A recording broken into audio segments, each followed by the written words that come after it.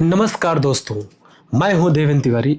आज हम बात करेंगे उस मुद्दे की जिसने करोड़ों लोगों की आस्था को हिला कर रख दिया। राम मंदिर, आस्था का प्रतीक और अब सवालों के घेरे में। आइए शुरू करते हैं घोटाले का खुलासा। कुछ दिन पहले मैंने कहा था राम नाम पर लूट हुई। आज वो बात सच साबित हुई। अयोध्या के राम मंदिर ट्रस्ट के अंदर चढ़ावे में सेधमारी पकड़ी गई। एसआईटी की रिपोर्ट आई और 27 अप्रैल से 5 जून के बीच सीसीटीवी में 70 बार चोरी रिकॉर्ड हुई। यानी लोगों की गड्डियां जेब में, जूतों में, मोजों में छिपा कर ले जाई गई।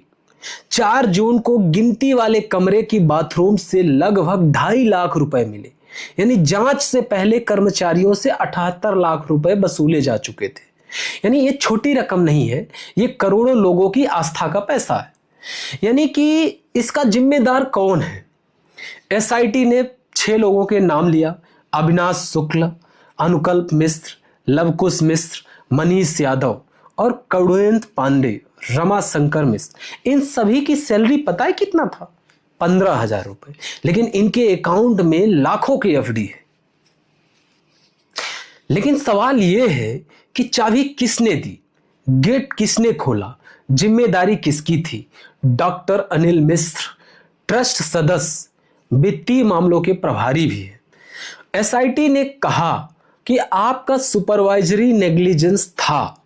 आपने गार्ड हटाए, ड्रेस कोड बदला, चेकिंग ढीली की, तलाशी बंद की और चंपत राय जी जो महासचिव हैं उन्हें क्लीन चिट दिया गया।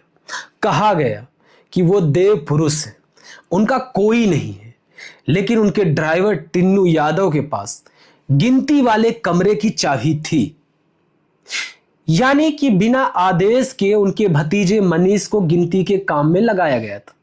यही तो सवाल है। पेपर लीक हो तो पकड़ते हैं 4 छात्रों को, पर पेपर किसके कमरे से लीक हुआ और उससे कोई सवाल नहीं पूछता। यूपीए के समय बीजेपी कहती थी कि मनमोहन सिंह रेन कोट पहने हैं। आज वही तर्क ट्रस्ट पर लागू होता है। ट्रस्ट का एक्शन और राजनीति का दबाव बढ़ा तो ट्रस्ट ने बैठक की। चंपत राय और अनिल मिश्रा का इस्तीफा स्वीकार हुआ।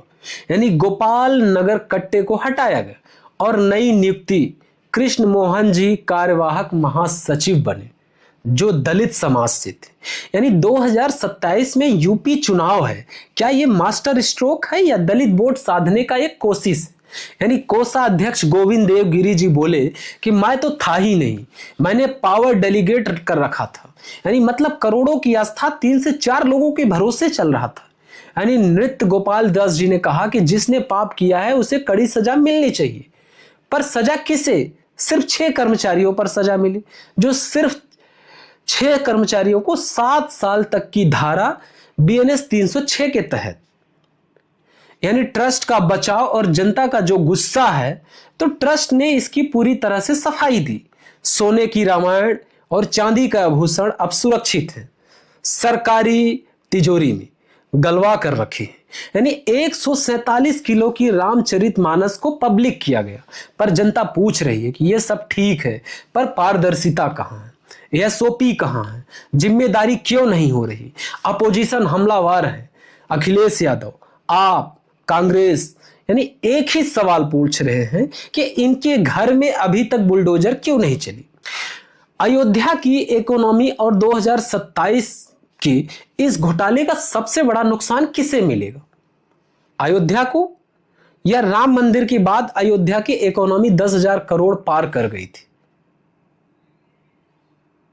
यानी राम मंदिर के बाद अयोध्या की इकोनॉमिक्स 10,000 करोड़ पार कर गई थी। यानी 17,000 ई रिक्शा, हजारों होटल, रेस्टोरेंट, दुकानें, लोगों को रोजगार श्रद्धालुओं से चलता था। अब श्रद्धालु कम हो रहे थे। जून जुलाई में गिरावट आती है, पर इस बार डर है कि गिरावट रुकेगी नहीं। आईआईएम लखनऊ ने कहा था कि रिवर्स माइग्रेन हुआ, अब वो फिर पलायन ना हो जाए।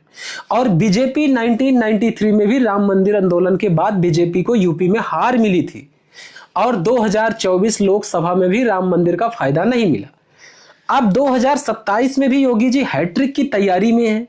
क्या आस्था पर लगा ये दांव वोट में तब्दील होगा? दोस्तों, मुद्दा चोरी का नहीं है, मुद्दा भरोसे का है।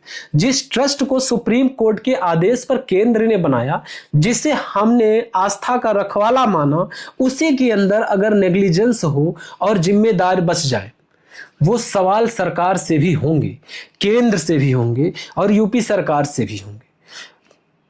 इस मुद्दों में प्रधानमंत्री मोदी जी चुप क्यों हैं? उनका अभी तक कोई ट्वीट नहीं आया। क्या चुप्पी ही अब जवाब है?